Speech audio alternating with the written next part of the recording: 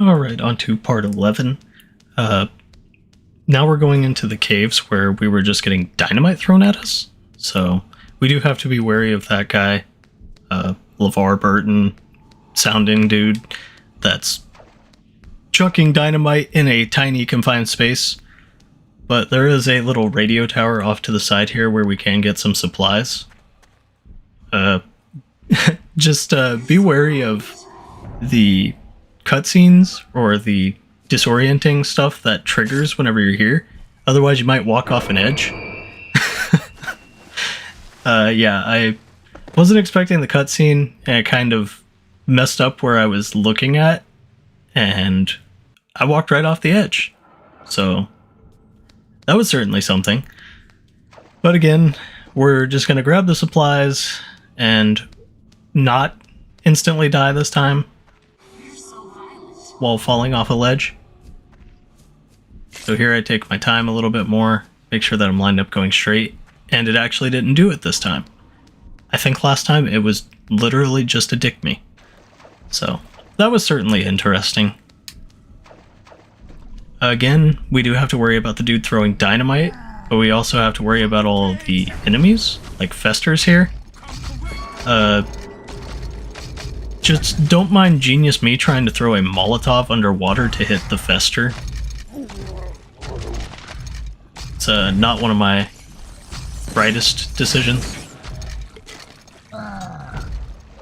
It would honestly be a lot better to just pull out the fire axe and deal with them instead of wasting all of the explosives and Molotovs that I had. But here, we actually do want to save the guy later on, so I do end up having like a jump cut. Grave, motherfucker. Yeah, and he does like throwing dynamite at us, so just be aware of that. We will still be saving him later, even though he's trying to literally kill us right now. But there is a part later where we try to help him, but for some reason it kind of bugged out on me and the wall didn't get destroyed. Watch the hangmen too. They kind of just appear whenever the hell they please, but they're not that much of an issue. Honestly, hangmen, just kind of a nuisance more than anything. But there we have a jump cut, just because it broke later on, trying to free him from the wall. But they did actually get rid of hangmen in the next one. I think they kind of realized that the hangmen weren't really doing anything besides being annoying. They didn't really add much to anything. So we don't really have to worry about the hangmen and the ties that bind. We do have to worry about another particular annoying enemy, which is the sentinel type police guys. Word is bond. I'll fuck you up. Yeah, we still have to watch out about dynamite being thrown at us, but yeah, in particular, there are different enemy types in the second one, which does make sense considering it's a new area. But we do have like monstrous thug shooting spiders and stuff instead of the usual assortment of convict, prison shiv kind of enemies, that sort of things. The Slayers are still in the second one, but a lot of things get like remade or redone. And the insanity system actually has like a purpose. In this one, it's more of a hindrance than anything, but in the second one, they actually made it where you need to use insanity at points, and it can be upgraded even more than this one. Whereas you just have the slam in particular, that's the special ability. In the second one, you actually get a bunch of different ones with differing powers. So this room in particular isn't really that big of a deal. Hop on a turret, get rid of a bunch of marksmen, accidentally hop off the turret like I do. Not the brightest idea. So yeah, we just want to stay on this turret the entire time. Marksmen will just keep appearing endlessly for like, well, I guess I can't say endlessly, but marksmen will appear for like 3 minutes, and it's kind of crazy. These sections in particular, I didn't really care for. It's just a shooting gallery at that point, with no real particular attention paid to anything besides just mowing down a ton of people.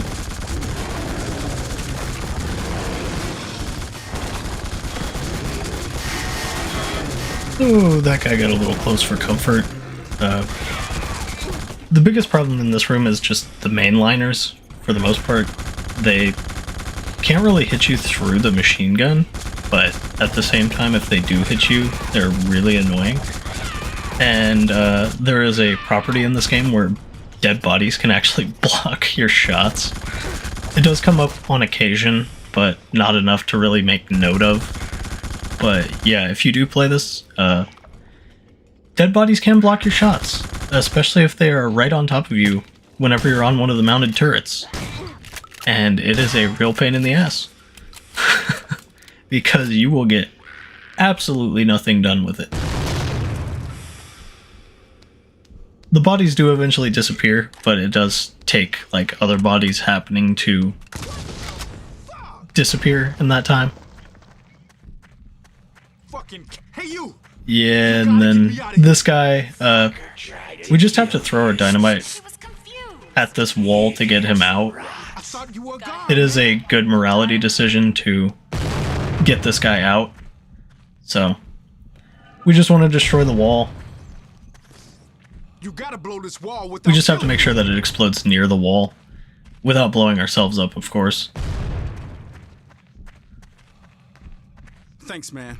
I would have gotten out of there myself, but you just sped the shit up. Hey, sorry about trying to blow you up back there, but I thought you were a hack. I've been in Abbott too long, damn it. Look, but yeah, this guy in particular, come on.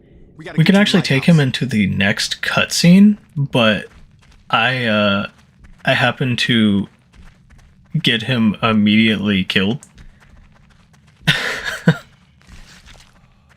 So yeah, he's gone. We can take him all the way to the cutscene if we kind of block the hangman for him, but yeah, I had already went back once to save him from inside the wall, and we had already gotten the good response from our wife at that point, so I definitely didn't want to do the 3-minute shooting gallery section again, so I just said, screw it. He's premature dead. So, no cutscene with that guy, but yeah, we did save him, technically. We didn't save him, but in the end, and at the end of the day, we did get the good karma for him being saved, technically, so we're still good.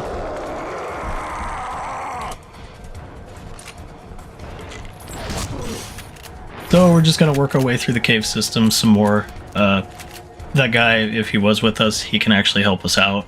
He throws dynamite though, so take that with a grain of salt.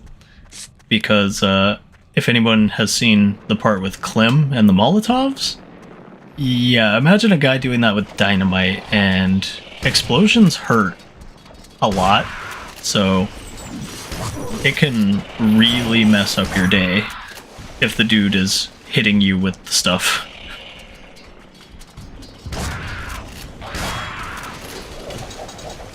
But I basically just keep opting for using the shotgun. That one particular burrower though, I think that I actually threw a grenade down the hole that he left, and it hit him on the other side. It was really weird, but I never really touched him. I did throw the grenade, and the grenade never went off above ground, but the burrower just insta fell over whenever it should have exploded. So, really bizarre. I don't know if that's how that interaction actually works, if you can throw grenades down burrower holes whenever they're left behind. But if so, that's kind of cool. And I didn't really notice that until I started watching the video after the fact. So, may need to check that interaction some more. Might be something interesting. But for now, just I always prefer the shotgun for the burrowers. If you're not getting clustered by a bunch of stuff, the fire axe is also a good alternative for stun locking them.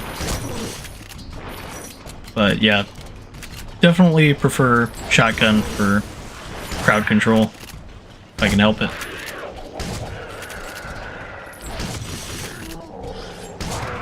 But like I said, fire axe, really good alternative if need be whenever you're solo with a burrower, like so.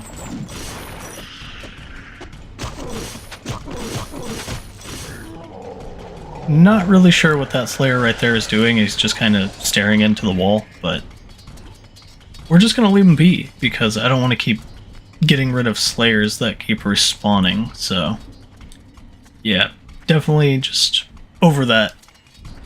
They can stay in the hole and be fine, so. Eventually that just became the rule of thumb. If we had to deal with Slayers that kept respawning, I just stopped caring to get rid of them if they revived, or I knew they were going to revive because I didn't dismember them, so. It would just be a waste of ammo and time.